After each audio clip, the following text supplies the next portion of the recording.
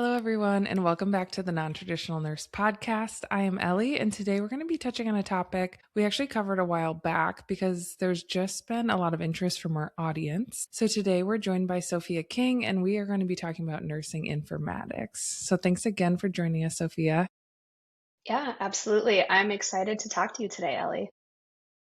And Sophia's been a nurse for 10 years and in informatics types roles for about 4 years. So I think she's going to be able to give us a really fresh look on what transitioning into the field really looks like. So we will start from the top. Can you just tell us about your path from bedside nursing into informatics? Absolutely. So when I started my nursing career, I was an orthopedic nurse. So think, a joint replacement unit. We did shoulders, hips, knees, kind of all of those things. And then I transitioned into behavioral health nursing on an inpatient unit. And that's really where I started to get interested in informatics because the transition from like a traditional medical unit into behavioral health, and I was documenting a little bit differently. We did a little bit of different assessments, and I became interested in, the information that we were documenting into the EHR. And I really found myself starting to get interested in different workflows and the information that was captured. And so I kind of started my journey into informatics. I met an informatics nurse at my organization, and they were gracious enough to answer some questions. And then I kind of started down the path of dipping my toes into what it looked like to do a certificate in healthcare informatics because I wasn't, quite ready at that time to dive into a whole nother degree, but really had the opportunity to go back to school for about 4 weeks and complete a certificate that really kind of helped shape what I wanted to do. And then from there, I became a nurse educator, which helped to position me, with other skills outside of the bedside skills that I had. And then I did some consulting and value based care work. And my current work, I'm a program manager at a healthcare tech company, and I work closely with quality and regulatory reporting. So all things related to informatics now. And it's just really exciting. And I feel like there's been a lot of progression in that space. Yeah, absolutely, especially in the last few years. And I think you mentioned something so important was you were Hmm. able to talk to somebody in Yeah. informatics like far before you were getting into that field. And that's one of the main reasons I love doing these interviews is because it gives you that like inside perspective. It's still so important to network, but Yeah. this can give you a little idea of what that field looks like and how people are actually getting into it. Absolutely. Nursing informatics is just such a vast field. I feel like it's getting even bigger. There's so many things you could do. How would you personally define nursing informatics? Yeah. I define it kind of simply because I think it's easy to get really caught up in a lot of the verbiage. But I think for me, nursing informatics is the intersection of people, process, and technology. And specific to nursing, how are we, improving upon patient care and supporting different clinical decision-making tools right at the point of care? So for those delivering care, how are we making things easier? How are we optimizing workflows? And how are we incorporating the nursing voice into technology? Yeah, and I think that's one of the reasons I just love this field because so many times nurses are left out of decision making and process Hmm. improvement and all of those things. And then when the end result gets to us, we're like, that just doesn't work. That doesn't make any Yeah. sense. So I think the Yeah. more integrated, if nurses are going to be the end users of technology, like we need nurses making it as well and being a big Yeah, part of that process. So absolutely. They need to be, involved in the decision making and design process for sure. it takes a totally different voice than we're used to at the bedside. Hmm. So we talked about kind of broad, but what does your day to day in your current role kind of look like? Like, what types of things are you responsible for? What are you doing? Hmm. Yeah. So in my role, my company, we have clients who are ambulatory, community health centers and also critical access hospitals. So we have both kind of the outpatient and the inpatient setting. And in my role, I am really responsible for helping them be successful in their quality and regulatory reporting. So kind of what that means is being that translator between, different federal rulings like CMS agencies and other things that these healthcare entities are required to report for, either for funding or because of some designation. So how do we translate what the requirements are into what actually gets documented from the end users and what needs to be in place for them to be successful. So I think from like a day-to-day perspective, I work 100% remote.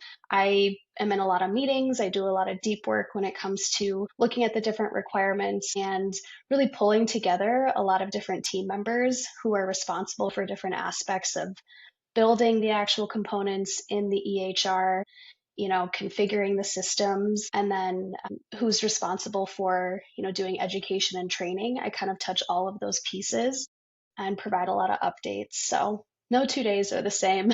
Yeah, absolutely. And you're touching so many different teams, and Hmm. that sounds like a really cool position. I'm Yeah. sure that some of the skills, you had to learn brand new, but then I know bedside skills can be so important. What do you feel like are some of the skills you learned at the bedside that translated super well into nursing informatics? I love this question because I think when nurses who are currently at the bedside are looking to leave, I don't think that collectively as a whole, nurses do a good job on touching on the skills that they already have within their daily practices. Agreed. Yeah. And so I think being able to, really hone in on what those skills are and then being able to speak to those skills is super critical. And I would want anyone who's listening to this interview to really, take inventory of what your skills are and where your strengths are and kind of, try to play to that and be a value add. And so some of those skills I think are incredibly important. Critical thinking, which nurses already have, communication skills and time management. You would be shocked, but in the corporate world, being able to communicate clearly and manage your time effectively are some of the most important skills in being successful. And I think that translates into informatics really well when we have a lot of project based work and when requirements are changing all of the time. So you really have to be kind of nimble and agile in your work. And then I think lastly, something that I don't hear enough about, but I think is important to have folks who are looking to get into this field to kind of take on this mindset of systems thinking. Mhm. It seems kind of like a buzzword type of phrase, but really systems thinking is just having that holistic mindset of seeing how workflows are affecting things downstream. How do staffing policies, technologies, patient needs all kind of intersect? And if you can kind of sit above and think about those downstream impacts, you're already a systems thinker. And I think that's just really important to call out. Yeah, absolutely. And what you said about, nursing, we just acquire so many skills. Hmm. We're always advocating for our patients, but we're so bad at advocating for ourselves. Yes. So Yeah. when it comes to, like applying for a bedside job, it feels very black Hmm. and white. And then when you get into the non-traditional world, you have to speak a different language. It doesn't mean Yeah. you don't have those skills, but you just have to understand, how to translate that. And Exactly. I just love the answer you gave because those are all things that we do every single day at the bedside, but we don't know how to always articulate that. So, really great stuff. Yeah. Now, you mentioned you got a certificate. Obviously, there's a Hmm. learning curve coming into it. What sort of like data skills did you feel like you really had to like get, like Yeah, learn or refresh, or things that nursing didn't teach you that you had to learn for the corporate world? for sure. I would say I think some of those skills can range from really novice to kind of more advanced. And I think depending on where you're at in your journey will kind of dictate how far you need to go into the advanced category. But I think even, your first role outside of bedside, depending on what that role looks like, you may be involved in virtual meetings for the first time, Teams meetings, Zoom meetings, and this is something that folks may or may not have done in school. And I know that sounds really basic and obvious, but learning how to manage a calendar, learning how to manage different email systems that you're going to be in more than you would when you were working bedside, I think is really important. And then moving, away from some of those first kind of basic skills into reviewing data. What does it mean to get into a spreadsheet and utilize a pivot table and just think about the different ways that you can look at data? I think that that can be really intimidating, but there are a lot of free resources on YouTube. I've seen a lot of things on Instagram and TikTok, and there's just a lot of things out there that if you're curious, you can learn a little bit more about. And I think that's really important, being able to visualize data. So what does it mean when you're seeing different patterns or looking at different things within the data? And then also really finding out where your sources of truth are. And this can be kind of data related or not, but I work in the CMS regulatory space. So finding my trusted resources online that I can go to for rules and regulations is really key. So kind of building up your repository of who are the people who are my experts, where are my expert resources, and then getting really good at documenting where all of those things live so that you can reference them easily. So kind of data skills, but also some other skills kind of mixed in there. And then, I don't do this in my current role, but if you wanted to get super advanced and you were really into data analytics, you can get into SQL, Python, or different types of coding. And a lot of those processes just mean how do we query for data and get the expected results out when we're doing that. So I'm not there yet. And I don't know that that's where my interest lies Sure. in informatics, but it's something that's out there in the field. Yeah, and there are so many opportunities in informatics. You can kind of see which, you Hmm. can dip your toes in without getting into Yeah, the very advanced stuff like that. exactly. Yeah, it's interesting, working myself in corporate, and yeah, it's so different going from like a 12-hour calendar of like all your Hmm. task-based stuff to really stretching that out to more projects and everything like Yeah, that. It is a skill that you certainly have to change your thinking a little bit on. exactly. And now I know you talked about being a clinical educator and how that was a nice stepping stone. So, Hmm. how did that experience also shape the way, when things are rolling out to staff, in Hmm. the nursing informatics world? Did that change the way that you kind of rolled things out? Yeah, I would say that I got to learn a lot about adult learning styles and just how adults learn best. I think, on paper, it can be really easy to think about the ways that you would deliver a training or deliver education. But when we're talking about educating nurses or educating other clinical staff, kind of where they work and in the spaces that they're working beside patients, it's kind of difficult. You have to be creative, you have to be really efficient and nimble in trying to meet people where they're at. And so I think I learned a lot of skills of how to do something on the fly, how to quickly find resources for somebody, and how to deliver education in a really effective manner. If I have 5 minutes with somebody, what are my key takeaways? What do I absolutely need them to learn? And then where can I direct them for other questions, or how do I let them know how to get a hold of me? Those things. I also think really being focused on the clinical relevance of something. So the why is super important when we're changing workflows, or something is being changed and it's outside of the clinical staff's control. How are we positioning that to them? And do we have a venue for questions, comments, concerns if something really isn't going to work in the space that they are working every day? So I think I became really good at delivering effective communication and then trying to figure out ways to get like the most bang for your buck. And then lastly, just creating ways that staff could, relay concerns that would maybe impact workflow in the future. Yeah, and I think speaking the language of your audience, and Hmm. I mean, attention span can be so short, especially when you're like popping in during a 12-hour shift or you're working, Hmm. clinical staff, they're tired and they want to know why this impacts them or Yeah, why they should pay attention, because it is hmm, easy to just lose your train of thought in a meeting. So, totally. yeah, that makes so much sense. Did you have any like big surprises when you moved away from the bedside? Did anything surprise you most? Think one thing that really surprised me, and I want to say that you've actually touched on this on LinkedIn before, Ellie, but just kind of that. team sense of camaraderie from shift Yeah. work or hospital work, it can feel a little bit jarring once you move into a different type of position. For example, I work remote, and so I kind of have to build up my team camaraderie in a different way. And I know that this sounds kind of basic, but nursing is such a team sport.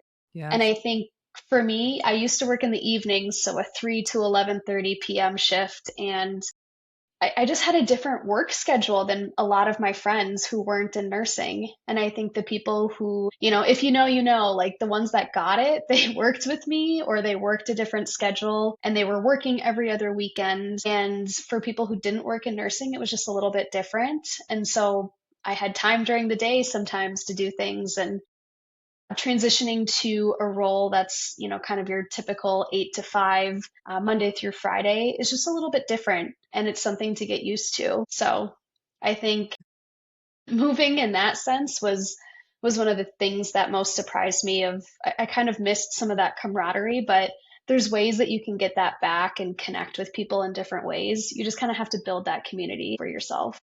Yeah, it's so true, and it's something Hmm. I've heard from a lot of nurses that have moved away from the bedside, and myself included. I Hmm. still have some of my best friends from my bedside days because you go through so much Yeah, together totally. and you share in the traumas, the wins, the everything, and it is so different. You just have to be really intentional, especially when you're Yeah. working remote too. You can really make, great friends and Hmm. have bonds with your coworkers, but it looks a lot different for sure. So great point. Yeah. Now, AI, is the hot topic always lately. So, where do you see AI fitting into nursing and informatics? I'm sure you already are. And do you have any like worries or concerns about implementation with that? I think that AI has a ton of potential to, reduce administrative or documentation burden for nurses. I think that, rightfully so, a lot of clinicians have a lot of fears about AI and maybe don't know a lot about it. And so I think something that I feel really strongly about is the need for AI governance within your organizations. I'm super lucky at my organization. We have really robust AI governance, and I've heard from some other colleagues working in different spaces that these are becoming really important factors at different organizations. So, bringing in different stakeholders within a company to talk about what it means to use AI. And I think that that's just the most important piece. We need to have some safety and guardrails around it because ultimately, our duty as nurses is to provide safe and effective quality patient care. And we just need to ensure that the tools that we're using are going to, position us to do that well and also help us still rely on our own clinical judgment. It should be kind of something that is nice to have, but we should still be, relying first and foremost on some of our judgment as clinicians, and then taking some of those AI insights to improve care and not relying on it 100%. Yeah, that makes so much sense. Using it as an extension of you versus like a Hmm. replacement for sure. And the Totally. governance thing, it's AI is just moving so quickly Yeah. that regulation cannot keep up. So it's kind of a personal duty also to make sure that you're understanding, Yep. what makes sense, what your employer, the rules basically of how to Exactly. use it. And the last thing I'll say maybe on that part is having nurses understand where AI is even coming into their daily workflows, Mhm. because I think sometimes that can be hard to distinguish depending on what AI is being used for. Yeah, absolutely. Sometimes it's kind of on the back end and you don't Hmm. realize that that alert, those types of things. It's been around longer than people Yeah, realize. It was just used in a different format, had different exactly. names, things like that. So it's Hmm. definitely more in the forefront now. Yeah. Okay, so I know you talked about getting a certification. There's also degrees in informatics. I think a lot of that can be overwhelming to think about, or people think they need to go back to school before they Hmm. can land their first job. There's obviously going to be, reasons to do it, reasons not. What is your thought about what's necessary, what you'd recommend when trying to move into that field? Yeah. So I don't necessarily believe that, an advanced degree or certification is kind of required to enter the field. I think that a lot of people already practice within informatics without really having a title or without really thinking that they are. I think some small ways that people can kind of break in or kind of dip their toes into this experience is, becoming a super user of your EHR, kind of becoming that go-to person who kind of gravitates towards new technology, is an early adopter. You can kind of spread the word amongst your peers. I think that goes a long way when you're on a nursing unit. Leaders take note of who they can go to help kind of spread the word about changes, because we know that change is hard.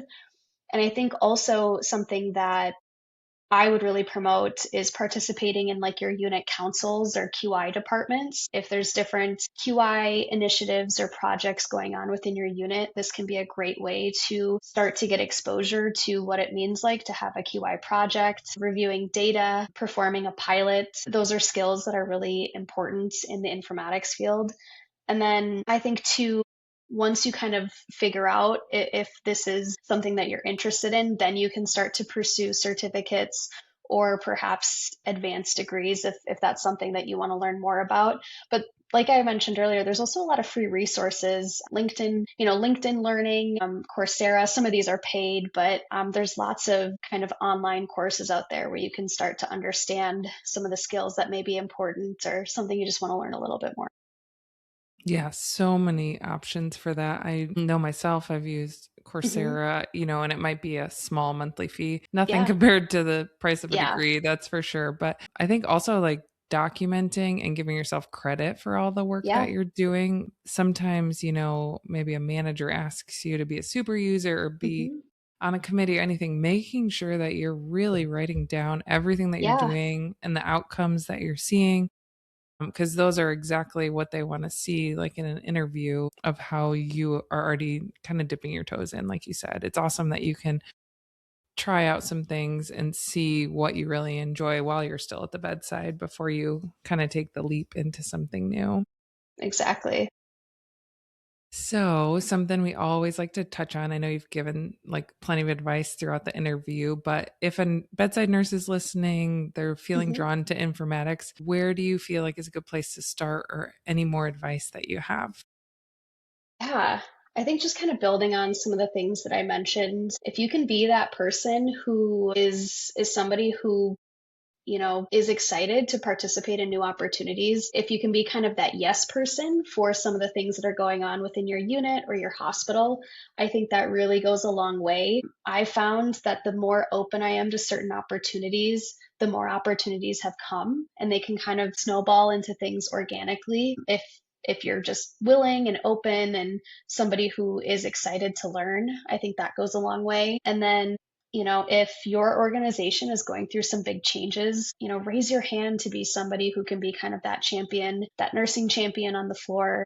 But those are just some ways I think that kind of they don't take a lot of effort, but the efforts that you put into it can go a really long way, especially when opportunities come up and, perhaps new roles, leadership, quality improvement roles, project management, those types of things. If you've already raised your hand for some things, they might think of you first.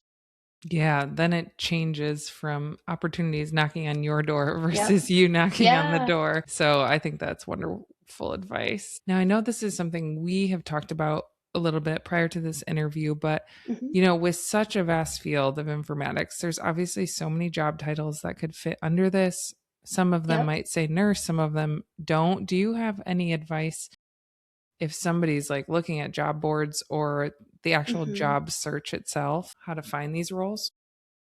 Yeah, I love this question because I think my stance on this question has changed from my time in the field. I think that a lot of people who are interested in getting into the informatics space kind of limit themselves to just the term informatics or Mhm. nurse informatics, when in reality, a lot of the jobs that exist that nurses would be qualified for don't have either of those words in the title. My title, for example, is a clinical program manager. But I think, analyst, a coordinator, specialist, a quality improvement. anything that kind of combines those terms is typically something that would be within the informatics space.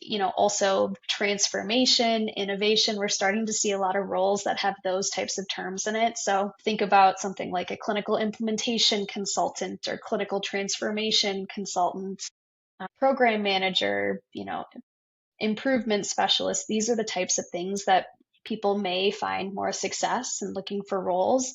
And I would say too, even if a role doesn't have the title that, seems perfect, really take a look at the job description, because that's going to be a lot more fruitful in finding out what that work is actually going to look like rather than just the title itself. Because,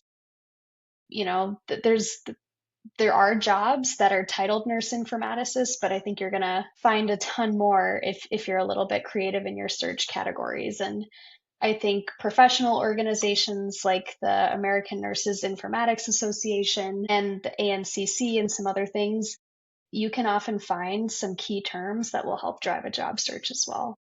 Yeah, so keeping it broad, having a lot of different alerts and being Hmm. creative, all Yeah. great advice. So, well, thank you, Sophia. Thanks so much for sharing your experience, your story of how you got into nursing informatics. I feel like you just had tons of great advice for bedside nurses today. Awesome. Yeah. Thanks so much. So, if this episode taught you something new or introduced you to a nursing path you hadn't considered before, make sure you're subscribed to the Non Traditional Nurse so you don't miss any future interviews or career deep dives. And please share it with a friend. Thanks for being here, and we will see you next time.